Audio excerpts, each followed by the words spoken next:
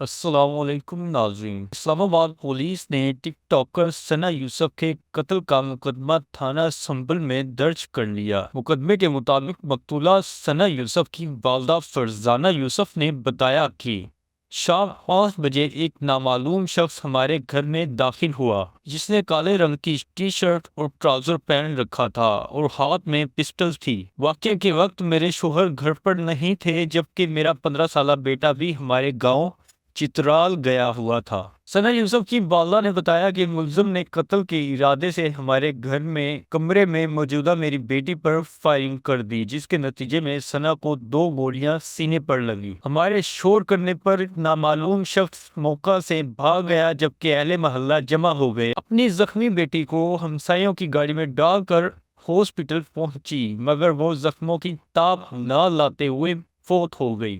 ثنا یوسف کی والدہ فرزانہ یوسف نے کہا کہ میری بیٹی ایک زبردست سوشل میڈیا انفلوئنسر تھی۔ میری نند لطیفہ شاہ، جو بطور ہمارے گھر مہمان تھی، اس واقعے کی گواہ ہے اور ملزم کو سامنے آنے پر شناخت بھی کر سکتی ہیں۔ ایف آئی آر کے مطابق پیر کی شام 5 بجے نامعلوم ملزم ٹک ٹاکر ثنا یوسف کے گھر میں داخل ہو کر ملزم کی فائرنگ سے 2 گولیاں ثنا یوسف کے سینے میں لگی۔ فائرنگ کے بعد ملزم فرار ہو گیا۔